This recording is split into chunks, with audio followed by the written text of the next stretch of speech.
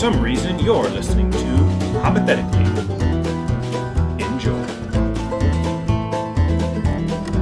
Okay, welcome back, Hoppothetically, episode 19. We have a great guest this week. Brittany Carney, thanks for joining us. Oh, thank you so much for having me. Hey, guys. Do you want to do I feel like every week I do the announcements. Nathan, do you want to do them? And then you guys will get to know each other through having done announcements. What are the announcements? Can I? Oh, yeah, you can do it. You do the announcements. You got it. I can do your announcements? Yeah. Do I, is it necessary that I know them before I? Make sure you just do some announce some stuff. Make sure you bring up the potluck though. It's on Thursday. It's a virtual potluck. If you show up, then leave. Yeah. And we're gonna throw away your food if you show up. Yeah, we don't want your in-person food. That's weird. Okay, so are there any other announcements, or should I leave them on to you guys because you're in charge? Yeah, Bring Nathan, vegan it's your options? podcast, right? Tell us, what are they? No, dude, every person I've talked to about our podcast, they always assume I'm Nick, and they assume the person running it is Nick. I'm like, that do you think? Have you ever watched like late night, and there's like whoever the main late night person, and there's that other guy, and like they think I'm Andy Richter. No, they think I'm Andy Richter. That's fine. I think this episode we should all be Andy Richter and just all sit there quietly waiting to get a zinger in. I love that idea. I love the shared authority of that. So I don't know how well you guys know about imperialist China, but they had that's how we're opening, is that I've well researched on imperialist China. I feel like Brittany, do you know about this? Oh, to be honest, I guess I've read something about imperialist China, but I'm no expert. Okay. So maybe we'll find out. So they had like a eunuch court system. Like if you wanted to be a security guard or someone in like the high court that hung around the king and his like wife or wives, I'm not sure how many he had, but they didn't want you fucking the king's wives, so they would remove your genitals, just kicking balls. They'd get rid of both of them. Okay. And my question is just, how do you think that would play out if we did that now with like top executives at companies? I think the stereotypes for the high power executives would be different. Yeah, they would different. Not energy. Quite so ambitious and ruthless. More just like ice cream. What? I don't know. Because they're castrated. I think so. Doesn't it make you? Well, it does something. I have a biological question. Yeah, I have many biological questions. Okay, if someone's castrated and they're born with a dick and ball, I look down and I don't understand what it is that I'm seeing. That's my question. Can someone help me? Does that mean like I imagine that means that lowers to like all or some testosterone count? You would have you would either need to take supplements or just like what if I get into the C-suite and then I get fired and then rehired to a non-C-suite position? Then you are just a eunuch. I would be disgruntled, I think. And they couldn't reattach. Yeah. What if in the severance package they returned like in a doggy bag? They're like, they return everything that was severed. Yeah. They're like, we don't know what you can do with it. It's been on ice for years. So, you'll figure it out. Oh, that's interesting. It's like part of the, when you're employed somewhere and you have like there's some file in the office somewhere of like all your documents. Dick and balls. They would have a room. They would have a room with executive dicks. So they would just have like lining the walls. I think some of these just below executive positions would suddenly be much more powerful. Probably. And there'd be a weird thing about getting promoted where it's like, no, Steve, I think you worked way harder than I did this. Yeah, there'd be a lot of really altruistic corporate people.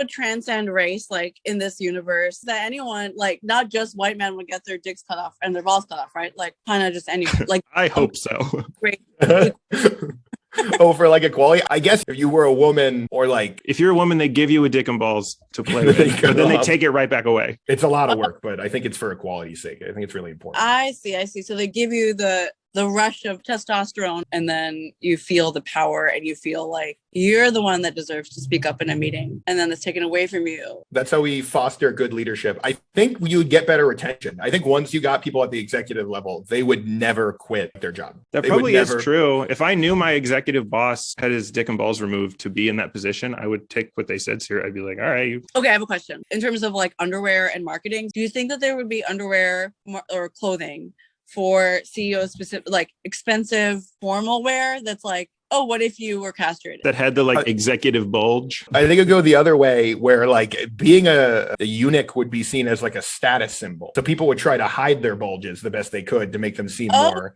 like high level and professional. You know, you would tuck your dick. Like how in ancient Greece, all the statues had little penises because it was more respectable. Yeah, I'm kind of hung up for a moment on the idea of Greek statues too that have purposefully small penises, because I realized big penises were seen as like barbaric. That makes sense. I mean, right.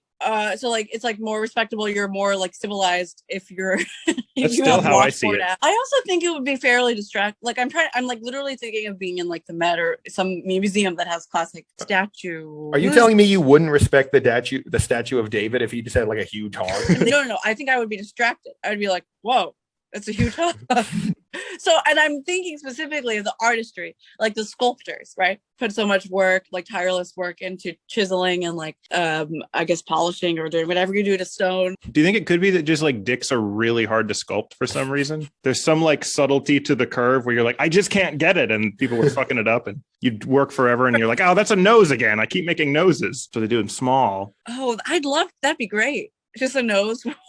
If a statue, if a Greek statue had a nose instead of a cock, I'd be like, hey, we need this man back. Yeah. So that wouldn't be more distracting. You'd be like, oh, big penis distracting, nose penis. You know, that just feels right.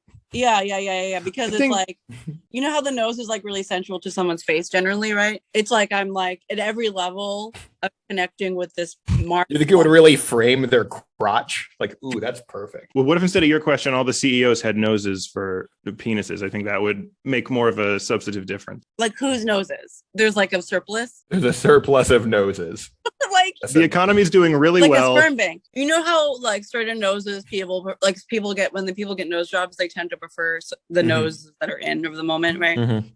Like, do you think that there would be like weird politics about the noses that people would have there? Like certain noses would be left behind, and then would there be in place some kind of social system to make sure that the kind of noses were distributed evenly? Do you think people's nose on their face, they'd want to match that with their crotch nose? I don't think so. I think it would be contingent. Would it be like dicks where you want like a larger one, or do you think smaller noses would do better? Okay, that's a good question, because I feel like in general, contemporary beauty standards across also ethnic backgrounds too, people tend to like prefer little dainty noses because that's just where our beauty standards are right now, right? Maybe people would want a bigger nose than their crotch, and that is like what finally upends the general beauty standards about noses. It's like some people are like, well, if I'm not gonna have a dick, I just want like a big schnoz, like a honker. Is that even a slang for nose?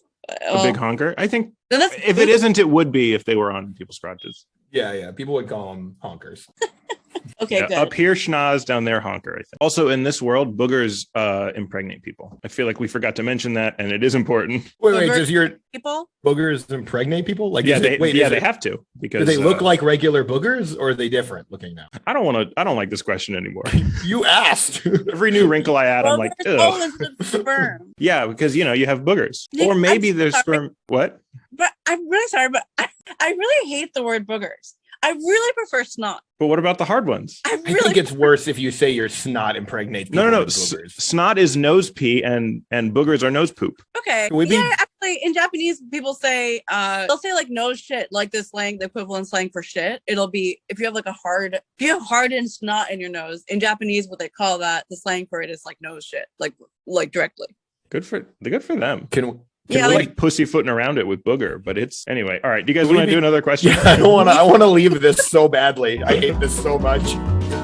Okay, so we live in a world where there's genies, and genies are like fairly common, like in 1 out of every 10 bottles. But the genies can't grant any wishes. They're just a guy, and they're like, "Hello," and you're like, "Hi," and they don't have a shirt, and they're just like, "I'm a genie," and you're like, "I want this," and they're like, "Yeah, man, me too." Do they tough out there? Look like a guy, or are they like? They look like Aladdin style genie. They have like the ghost tail. Do they have like rights and stuff, or like what's up with them?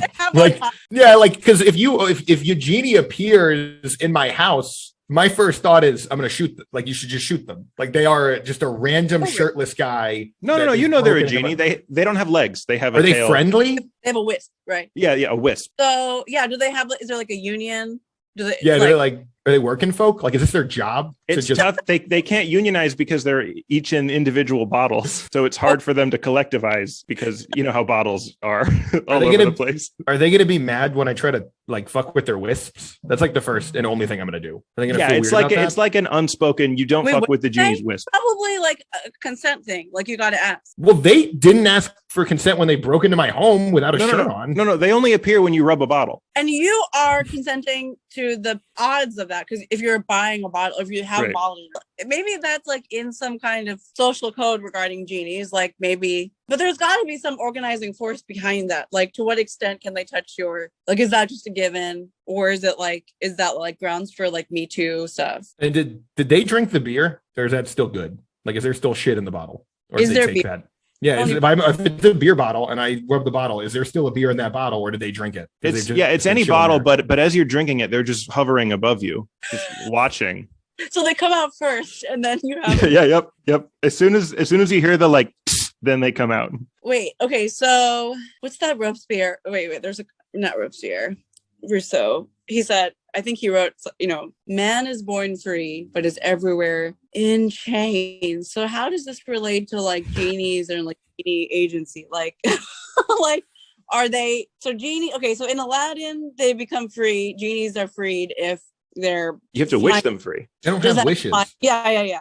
So there's that, but wishes don't apply here. There are no wishes. Are they going to be judgmental when I put them in the trash can and not the recycling bin? I feel like that depends on the genie because you have to honor their individual. But like the type of genie you get is dependent on the bottle. So if you're drinking Mountain Dew, you're going to get a Mountain Dew genie. Or if it's like a Yangling, it's like some guy who's fracking in Pennsylvania, or like, right. Or maybe it would be annoying if you got like a really nice old, like a French wine, because then the genie would like stuck up about wine or taste or something and like kind of insufferable. And I want to speak on behalf of the people that actually run this podcast. We love the French, but if you're pretentious in French, sorry, but you would suck if you were a genie coming out of a bottle. Okay, so wait, so they just kind of hang out? Yeah, but they still need to eat stuff. You have to feed them. I don't know if you are responsible for them, but they come out and they're like, I'm the genie, whatever, and I'm so hungry.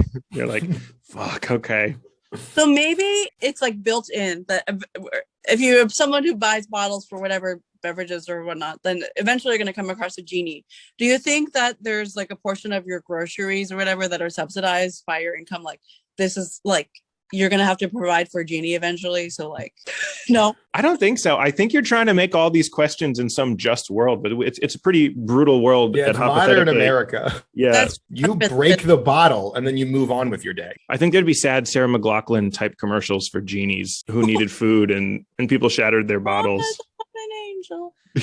Yeah. It's just a guy named like Kevin, but looks with a wisp.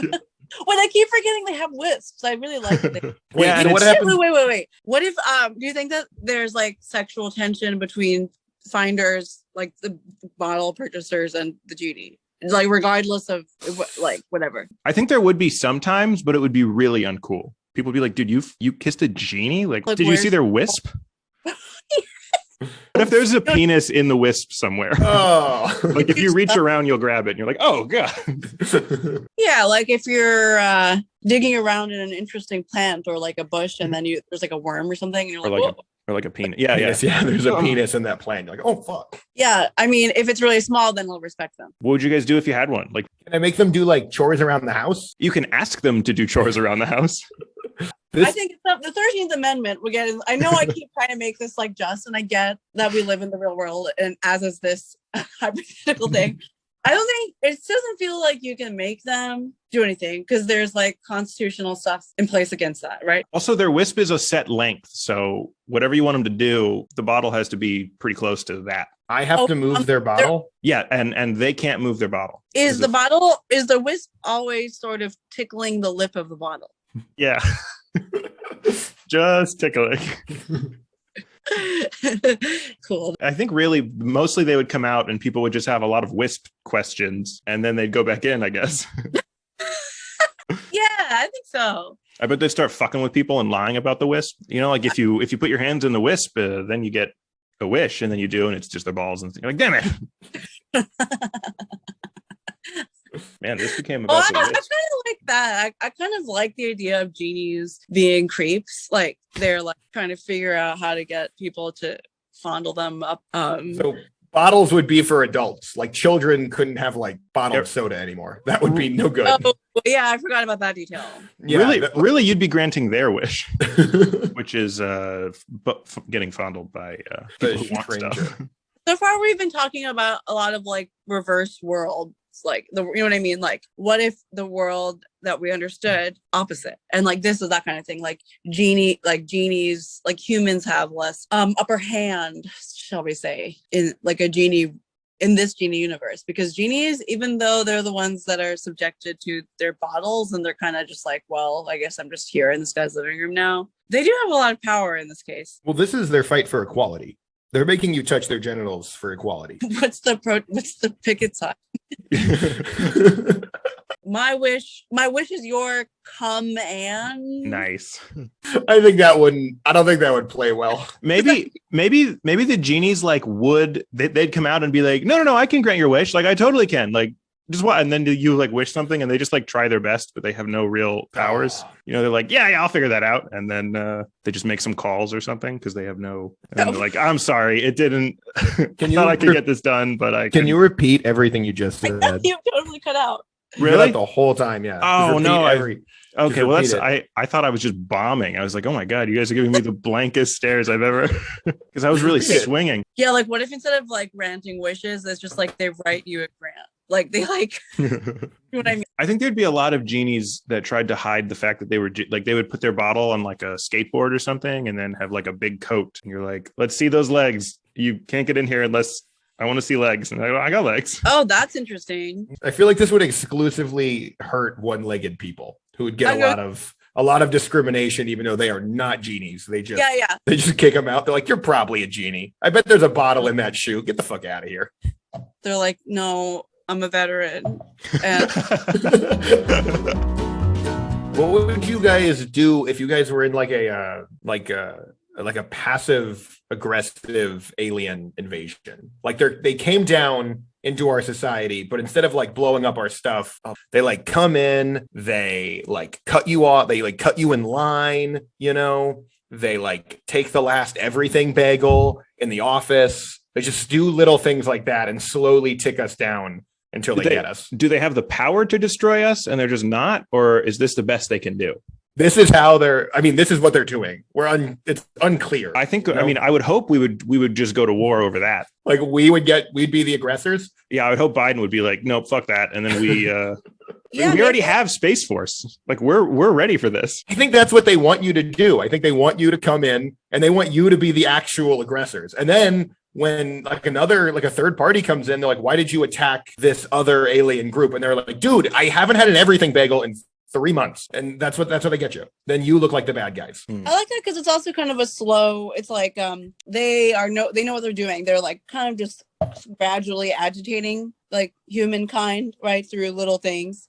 And then humans then get all popped up and mad. What if it turns out their goals are like super crazy though? Like all they're doing is being passive aggressive, and we're like, what do you want? They're like, we want everyone to be dead. You're like, oh. So then the United Nations, like in the compromise, it's like, okay, you can stand in the middle of the escalator during rush hour. Yeah. Do you think this would bring the world together? It would bring different governments and countries together in relation to this outside force, right? Like, you know, people come together when they're like responding or fighting against something else. Like, I think they would talk mad shit. Like we would try to coalesce as a globe and they'd be like, you guys know what Sweden said about you guys? And we're like, what did Sweden say? And then we can't. Is that what you're saying? Yeah. They would get us individually and collectively. They would divide us through hot tea. Just so you know, my computer didn't freeze. I just was staring at you. Yep. Okay. I hope that was evident. So do the aliens, like, how do they communicate? Do they communicate through verbal language? They can only interrupt. They're really the worst.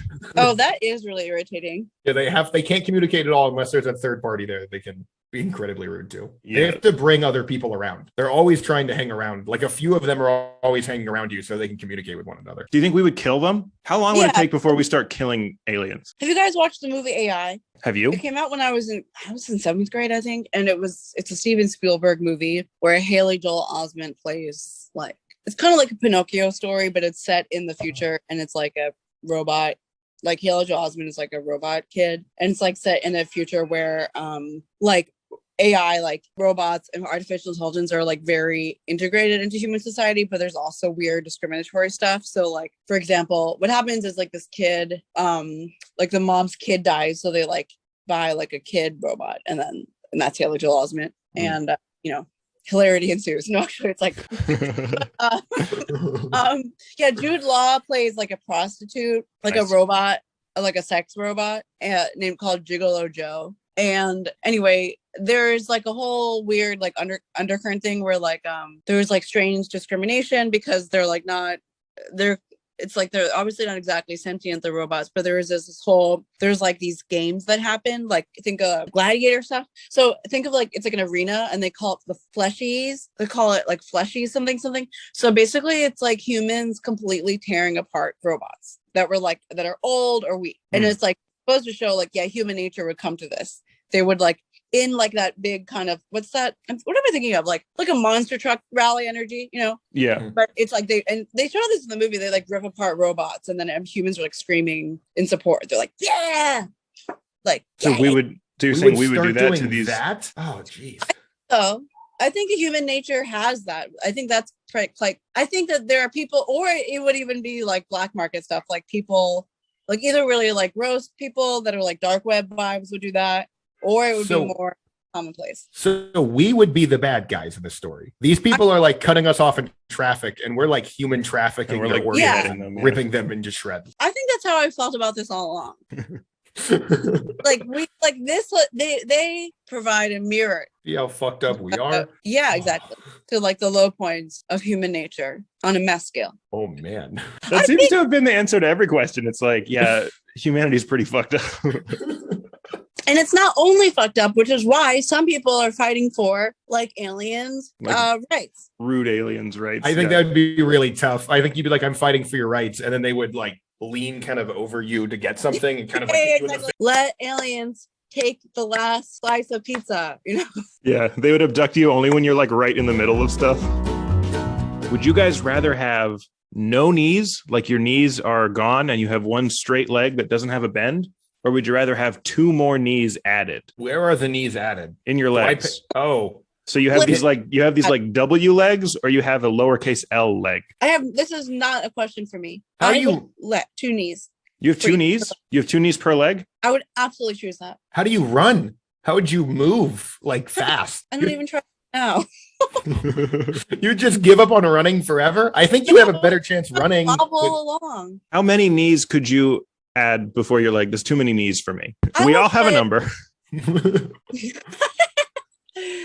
I would have 4 on each leg. So that would be your leg would go 1, 2, 3, 4. It's like your leg would be like the letter W. They bend like this, or they bend like the roll. Oh, they And I'm thinking, alternate? my knees are double jointed, so I don't mind that. I'm kind of like used to it. They don't have that dramatically, but my knees are. I can actually bend them backwards, actually, like kind of like a deer. And it's a fine life. It's serving me all right. They get me right. It all ends up okay. So far, so good.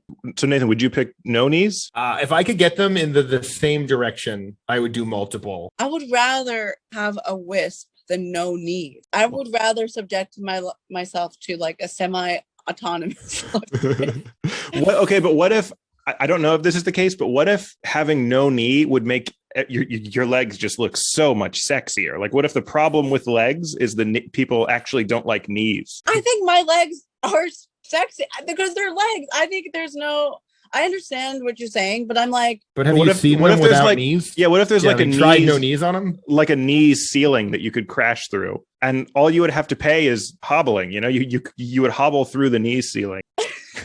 Wait, like people get what's that called? Brazilian butt lifts. Maybe people I would be in the camp of like, no, I would just get more knees. So you would get the extra knee and then went, oh, can I get like 2 more? Like you would just keep going. Yeah. More ass, more nipples. Yeah, maybe it's once you have a taste of extra knees, you're like, oh, what else could I do? Because if you had enough knees and they all went the same way, you could like roll your legs up like a sleeping bag. That sounds great.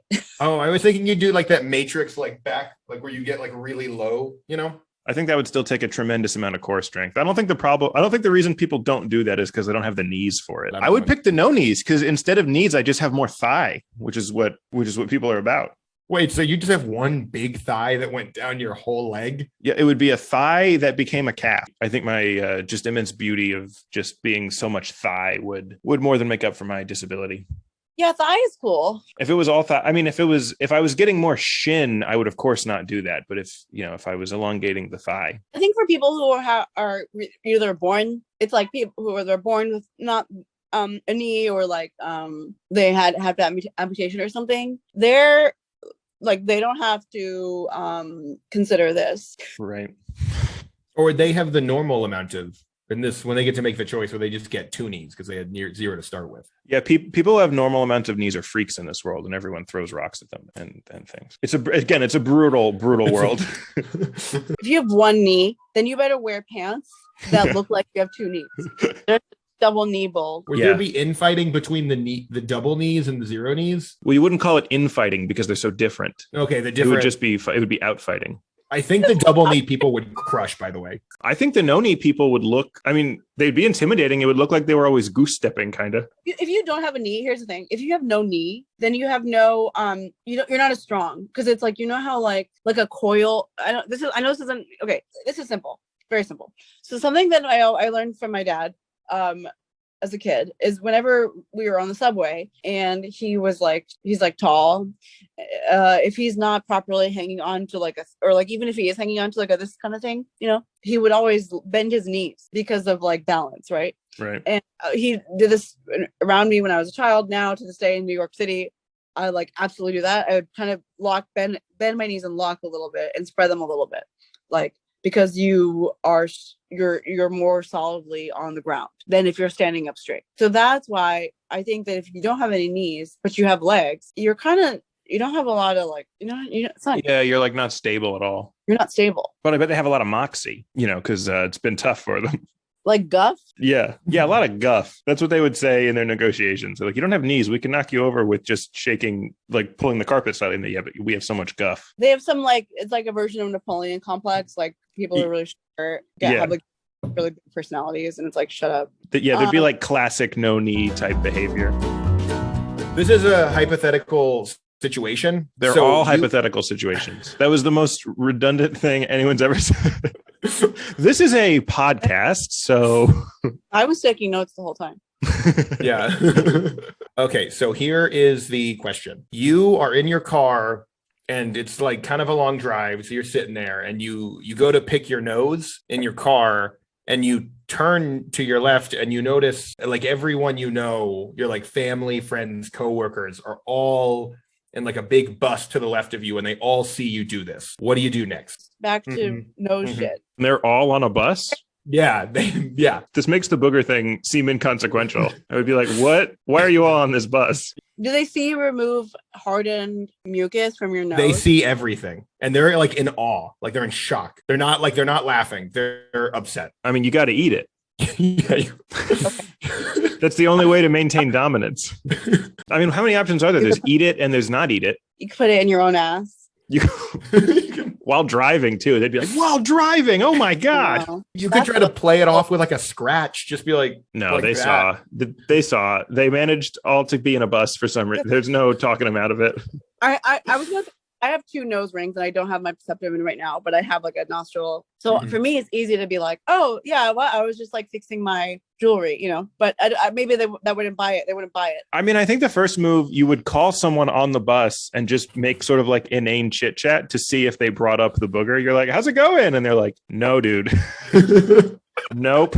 I just really take issue with booger. That's what it is, though. It's a booger. In this situation, it is a hard booger. At least booger is better than like boogie. when a person, child or adult, says boogie, I'm like, no. You gotta go back to where you came from. I feel that way about the word poot to describe farts. I don't like when people try to make it a cute version of it. I guess it's like my parents are also like they like to use like proper words for everything. So my dad says like pass gas or like bowel movement. I'm not kidding. So I think I just like I also don't like. I always thought booger was the most correct way to say that. Is there is there like a scientific way of saying booger? It would be like nose mucus. Mucus. Yeah. But it's hard. It's hard. Yeah, it's hard now. Yeah. What is it? Although I guess mucus and boogers are the same thing, just in different states. It's like ice and water. It like matters, neither created nor destroyed. Yeah. Have you guys been in therapy? I've been twice. Mm-hmm. Do you think therapy would work if in every therapy session you and your therapist had to stand facing each other and 4 inches apart? Yeah. Like, could you still have breakthroughs if you could you were almost touching faces, but this far? Would it depend on how everyone's like breath smelled? I guess that would be a consideration. You know how there's like sometimes there's issues with people becoming attracted to their therapist. If you were close to each other, you would have no choice and you actually had like vibes, then you would probably just make out. I was gonna ask, would the taboo still be there? Because that's my first concern, that I would fall in love from being so close and staring at them. Yeah, I think you would fall in love. I get distracted by standing and making eye contact. I don't think I'd be able to. They'd be like, "What's going on in your life?" And I'd be like, "I forget. I don't know. This is too stressful." Mostly what I would talk about is how intense I'm finding this situation. You think they would gaslight you about it? And you're like, this is really intense and uncomfortable. Like, dude, I don't know what you're talking about. This is really normal. I do this all day. I guess they would get used to it. Maybe it's like, okay. So I used to date this guy who did like massage.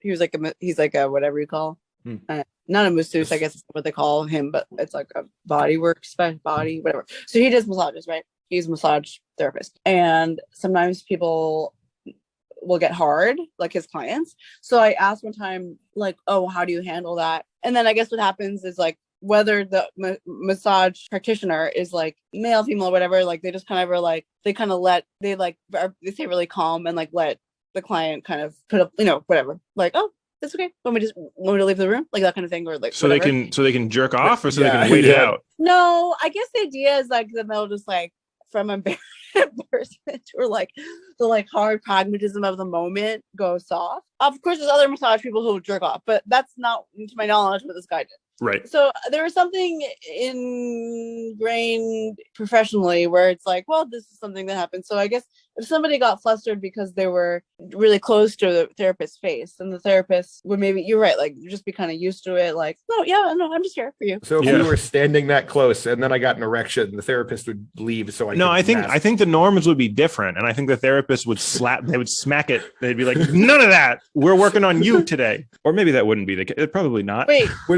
Would vice versa be the same? If the therapist got an erection, would I have to then slap the therapist's penis? If it would help. Like we would get breakthroughs through just by slapping each other's. I've only been in therapist twice, and so that wasn't my experience, but maybe that would be like a type of therapy that comes about. I think the people that don't believe in therapy would become way more taken seriously. People like, yeah, I don't know about therapy either. It would be like only psychopaths who could have conversations this close would go. So therapy would be much higher stakes. So everyone would go in and be like, yeah, so I killed everyone I know and I feel nothing. And then, that'd be the only clientele left. I think they would even be like, I didn't feel anything when I killed my family, but you being this close, this is a lot. Would you live for 200 years, but you're slowly becoming a crab? Do I get to live after the 200 years as a crab? Can I just keep going as a crab, or do I? No, once you've become a full crab, and it is happening in proportion over the 200 years. So every day you're a little more a crab. But once you are a full crab, you're a dead crab. So it's like, the thing, like there's only 2 things certain in life, death and taxes. It's right. Like also becoming a crab. And crab. But still it's like death that involves both. You're not like off the grid, right? You're like in society as a slowly crabifying person. Yeah, it's also aging. When I went to seafood places, would they have to insure me that these aren't like, are any of these people? Like you're 6'2" crab. Like a Kafka, like a metamorphosis kind of thing. Yeah. But the day before you die, you are very, very almost completely a crab, but you are not. So I have a question here. Yes. It's really important. It's like, do you, in lieu of natural aging, like wrinkles, getting tired, slowing metabolism, graying hair, and in lieu of the basic human markers of aging, are those all just replaced with becoming a crab? By which I mean you don't actually like get gray hair, you just like start growing an exoskeleton. How do you say it? Exoskeleton. Yes. So you don't age, you become a crab, but you stop aging at the age of 11. So you're a child who's becoming a crab. You ever get to have like a hoe period? I mean, you can as an 11-year-old. Yeah, for half a very 11-year-old have crab person. No. Okay. I guess with another consenting 11-year-old and or Crab fellow. No, okay. You can be an adult who looks like who's becoming a crab. Oh, but you develop an attraction to other crabs. That happens early. Wait, is it crabs or crab people? Crab. I mean, you're a crab. You're becoming a crab, so you are attracted to what crabs are attracted to. Is there at least like a golden period? Like if you were to just take this, like the spectrum, is there like one point where you're like really hot? Like there's some amalgamation of crab and human that's just really sexy. Yeah, there's like a 30-year period. Hot, but you walk sideways. Yeah. What's the like turn around because I love watching you leave? It would be different, you know. There's a point where you talk with your hands a lot on a date. Yeah, yeah. People just think you're expressive, and you're like, oh, I'm crab. and maybe you were like, and then there's like a kind of another period where you just seem kind of sunburned. I think there would be a point where it looked like you're golden tan, maybe a little red, but really tan, and you just look awesome. And I think that's the window where you're not too crabby. You kind of smell like the sea in a way that's like, oh, are you an Australian surfer kind of thing? And then I don't know. I don't really know if that's all that's worth it for me, but I mean, 200 years is a long time. It's a long time. Also, you're like into crab stuff. Like you like dead fish. So my thing is maybe there's like, there's like people who are happily enjoying lifestyles as furries, right? Like they like have, and I don't even know to what extent like other animals fit into those like communities. Like if you're a furry, like do you have to be a mammal to be considered do you have to like put on a mammal costume or and identify as a mammal? Yeah, you would be a crab in a squirrel costume. So you couldn't, but like maybe there's like a world for like, I'm a crustacean. Right, yeah, but it's its own thing. The furry community is not they're like, no, you're a crab and we're a furry and never the twain shall meet. Again, it's a tough world. They only meet on the edge of the ocean. You know when you see those like evolution? Yeah. All right, episode 19, Hoppothetically. Brittany, thanks for joining us. For having me. This is really fun. All right. Bye, everybody.